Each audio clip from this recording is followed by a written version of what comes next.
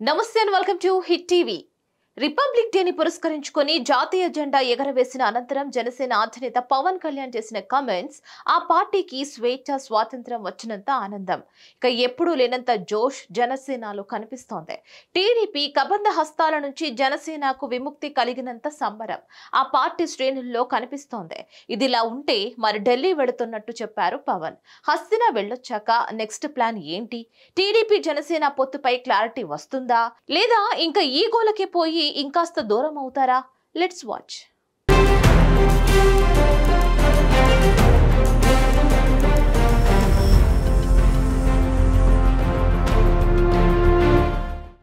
పొత్తును వ్యతిరేకించే వాళ్ళందరినీ వైసీపీ కోవర్టులుగా చూస్తానని, అలాంటి వాళ్లంతా జగన్ నీడకే వెళ్లాలని హెచ్చరించిన పవన్ కళ్యాణే తాజాగా క్షమాపణలు చెప్పడం ఆ పార్టీ శ్రేణులకు ఎంతో ఆనందం కలిగిస్తోంది. పవన్ మాట్లాడుతూ టీడీపీ అభ్యర్థుల ప్రకటనతో జనసేనలో ఆందోళన చెలరేగిందని అన్నారు. ఇక దానిపై తనను అడిగిన పార్టీ నేతలకు క్షమాపణలు చెప్తున్నా అని ఆయన అన్నారు. పవన్ క్షమాపణలను లోతుగా పరిశీలించాల్సిన అవసరం ఉంది.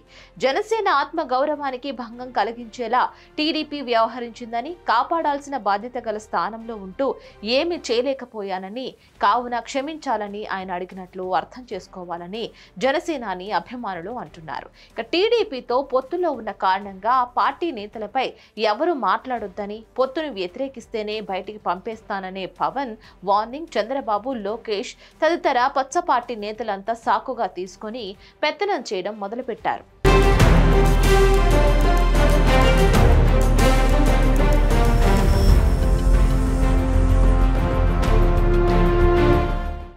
అందుకే పవన్ ను కూడా ఖాతరు చేయకుండా సీఎం పదవితో పాటు అసెంబ్లీ నియోజకవర్గాల అభ్యర్థుల్ని కూడా తమకు తాముగా ప్రకటిస్తూ వెడుతున్నారు.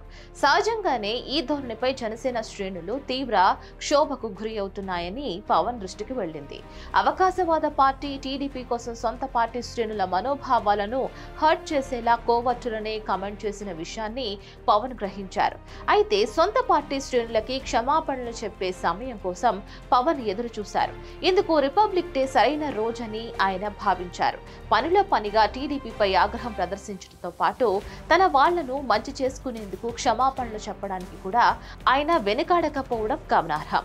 ఇక పవన్ లో వచ్చిన మార్పు జనసేన శ్రేణుల్లో జోష్ నింపి రానున్న రోజుల్లో టీడీపీతో సంబంధం లేకుండానే బరిలో దిగడానికి సై అని ఆ జనసేన నేతలు, కార్యకర్తలు ఉత్సాహంగా చెప్తున్నారు.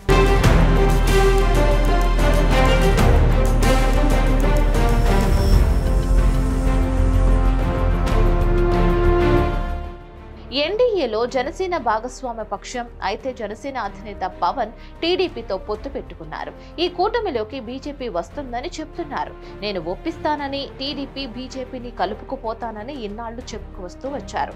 కలుస్తది అనుకుంటున్న బీజేపీ నోరు విప్పడం లేదు. కలుపుకొని వెళ్లాలనుకుంటున్న టీడీపీ సైలెంట్ గా ఉంది. కానీ పవన్ మాత్రం ఆ రెండు పార్టీలను కలిపే ప్రయత్నం చేస్తూనే ఉన్నారు. అది మాత్రం కొలికి రావడం లేదు. బీజేపీ ఉలుకు పలుకు లేకుండా ఉంది. రాష్ట్ర బీజేపీ నాయకులు ఒంటరిగా వెళ్లేందుకు ప్రయత్నాలు చేయలేదు.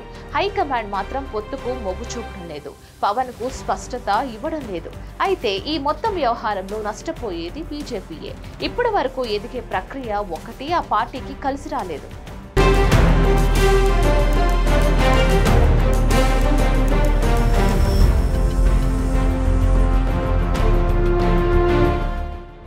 గత ఎన్నికల్లో ఓటమి తర్వాత బీజేపీతో పవన్ స్నేహం చేశారు. బీజేపీ, జనసేన ఉమ్మడిగా ముందుకు సాగుతున్నాయని ప్రకటించారు. కానీ అలా వెళ్లిన దాఖలాలు లేవు. ఉమ్మడి కార్యాచరణ అంతకంటే లేదు. మధ్యలో చంద్రబాబు అరెస్ట్ అయ్యేసరికి నేరుగా జైలుకు వెళ్లి పరామర్శించి వచ్చిన తర్వాత పవన్ పొత్తును ప్రకటించారు. అంతకంటే ముందుగానే చంద్రబాబుతో పలుమార్లు సమావేశమయ్యారు. భాగస్థులైన బీజేపీతో ఆ తరహా సమావేశం ఒక్కటి జరగలేదు. మాతో భాగస్వామ్య పార్టీ అయి ఉండి టీడీపీతో పొత్తు ఎలా పెట్టుకుంటారని పవన్ ను బీజేపీ ప్రశ్నించలేదు. టీడీపీతో పొత్తు పెట్టుకునే ఉద్దేశం లేదని తేల్చి చెప్పడం లేదు. అలాగని టీడీపీ ముందుకు వెళ్లి బీజేపీకి స్నేహస్తం అందించడం లేదు. కానీ ఆ రెండు పార్టీలను కలిపే బాధ్యతను పవన్ తీసుకున్నారు. ఈ తరుణంలో ఒక రకమైన అయోమయం నెలకొంది. దీనికి స్పష్టత ఇవ్వాల్సిన అవసరం బీజేపీ పైనే ఉంది. పొత్తు ఉంటే ఉంటుందని ప్రకటన చేయాలి, లేకుంటే ఒంటరి పోరు ఉంటుందని తేల్చి చెప్పాలి. అలా చెప్పకపోతే మాత్రం ఒక జాతీయ పార్టీగా మూల్యం చెల్లించుకునే గెలుచుకునేది బీజేపీయే.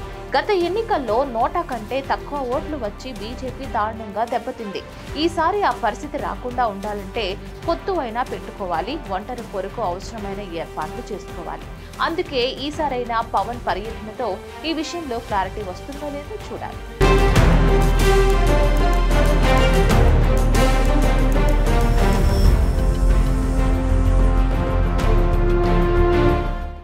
దీనిపై మరిన్ని అప్డేట్స్ కోసం please like, share and subscribe to hit TV.